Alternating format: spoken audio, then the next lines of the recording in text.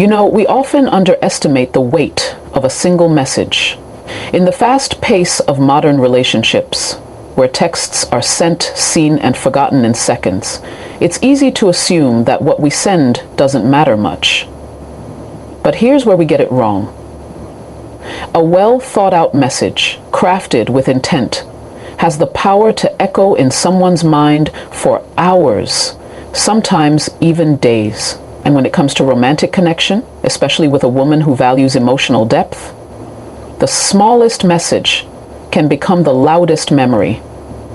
This isn't about manipulation, it's about mindfulness. The human mind is deeply responsive to emotional cues, especially those that come unexpectedly. Think about it. Most people's phones are full of routine notifications, work emails, group chats, reminders. But when she opens her phone and sees something that doesn't ask for her attention, but gives her attention, that moment becomes different. You've disrupted the noise with presence that sticks. Psychologists call this the emotional contrast effect. In simple terms, it means we notice and remember the things that break the pattern, particularly when they touch us emotionally. Let's go deeper. The female brain, neurologically speaking, is wired for connection. Studies in interpersonal neurobiology show that women tend to process emotions using both hemispheres of the brain, meaning they are more attuned to tone, nuance, and subtext. So when you send a message that's thoughtful, not just hey or wide, but something that shows you see her, you're speaking directly to the part of her that craves emotional safety. And whether she realizes it or not, she will feel a subtle shift. That message becomes a signal. I am not just thinking of you, I am thinking about you. There's a difference. This is why lazy communication never creates lasting intimacy. If your words don't carry intention, they'll dissolve into the background noise of her day. But when your words carry weight, when they feel anchored in truth, sincerity, and presence, they leave a trace. And that trace becomes a thought. That thought becomes an emotion. That emotion, it lingers, and she'll carry it with her through the rest of her day, possibly rereading it, maybe even smiling at her phone in a room full of people. That's not just cute, it's neurochemical. You're influencing her dopamine and oxytocin pathways, the very chemicals responsible for reward, bonding, and desire. This isn't just about being poetic or articulate. You don't need to write sonnets. You need to be clear, you need to be intentional, and most importantly, you need to be present. Ask yourself before you send that message, am I offering her something that adds value to her day, or am I just asking for attention? Because the truth is, attention given with depth is 10 times more attractive than attention requested without meaning. And here's the real key: consistency without predictability. The reason a powerful message works isn't just because it's unexpected. It's because it feels authentic. You're not trying to impress her, you're trying to reach her. And when she feels that, even subconsciously, it creates a loop in her mind. She doesn't just think that was sweet, she thinks there's something different about him. And that, right there, is where desire starts to deepen. So the next time you're tempted to send a quick, empty message, stop and remember this. She's not just scrolling, she's sensing. She's interpreting. And if you get this right, if you tap into what matters, you won't have to wonder if she's thinking about you. You'll know she is. Because a man who communicates with intention doesn't just get her attention, he earns her reflection. So let's talk about what you're actually sending, because intention without execution is just a good idea never brought to life. If you really want to stay on her mind all day, it's not enough to simply hit send. The content of your message, the structure, the emotional tone, the unspoken subtext is what determines whether it lands or gets lost. Now, here's the truth most people miss. Women don't remember generic words. They remember how those words made them feel. That means the kind of message that stays with her isn't the one with the perfect grammar or the flashiest emojis. It's the message that meets her exactly where she is emotionally, without her needing to explain herself.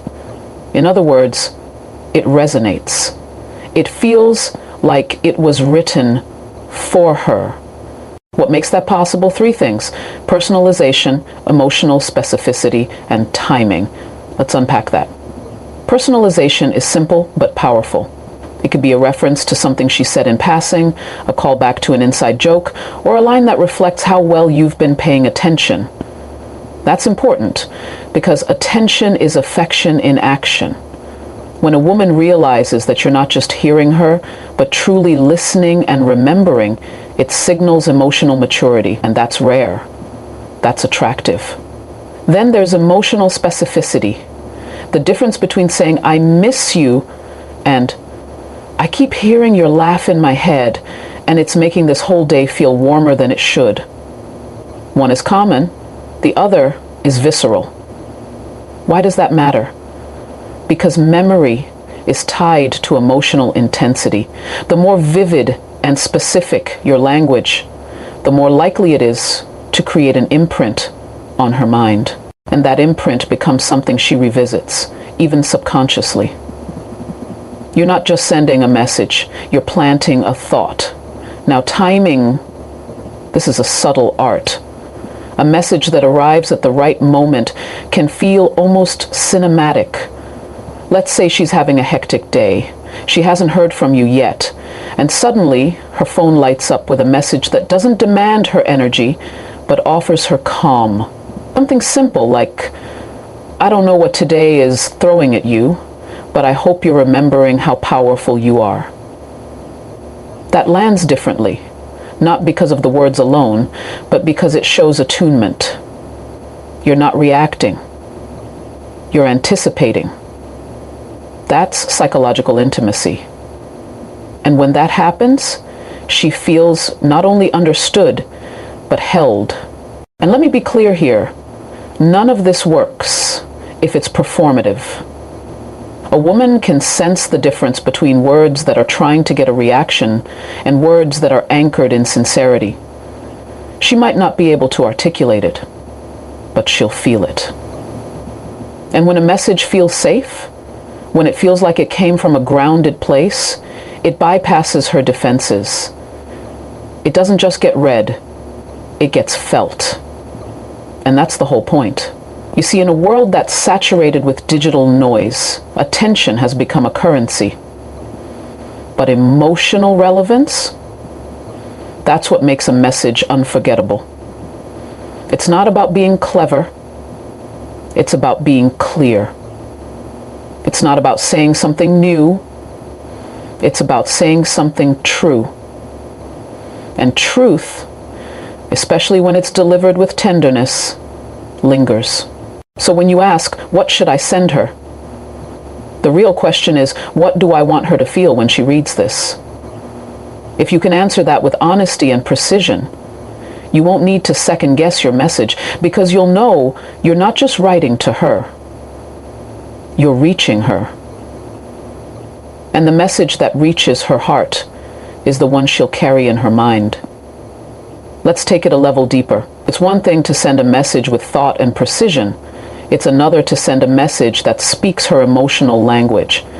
And I don't mean just saying I love you or I miss you in a more poetic way.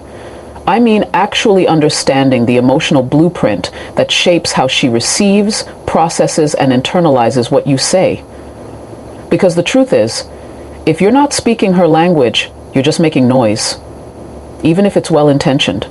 We all have different emotional dialects. Some people crave words of affirmation, others respond to acts of service, shared experiences, humor, or even silence at the right time. For a woman to truly feel emotionally connected, she needs to feel understood without having to over-explain. And that requires more than charm. It requires awareness. This is where emotional intelligence enters the conversation. Emotional intelligence is not just the ability to identify your own feelings.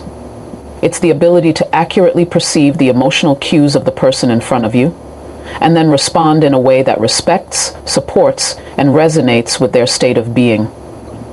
That's not about being perfect, it's about being present.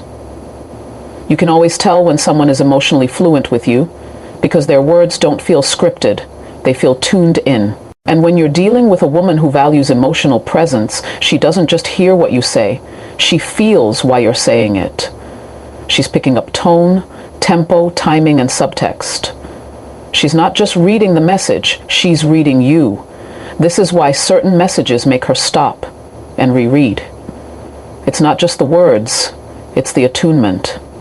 You said something that mirrored how she was feeling or needed to feel, or maybe didn't even know she needed to hear. That's not coincidence. That's the result of a man who's paying attention, not just to her actions, but to her essence. Now, here's where it gets deeper. Women, especially emotionally intuitive ones, are naturally relational. That means they're often thinking in context. How does this message reflect who we are, where we're going? What does this say about his emotional availability? Whether she's consciously asking these questions or not, the answers are shaping her perception of you in real time. So when you speak her emotional language, when your message taps into meaning, you're not just expressing affection, you're building trust. You're showing her that you are safe enough to understand her and strong enough to hold space for her. That matters deeply. Because when a woman feels emotionally safe with you, she opens up, not just romantically, but existentially. She's not just connecting with your words, she's allowing herself to be seen through them. And that is a sacred exchange. But let me make something clear. This isn't about becoming someone you're not.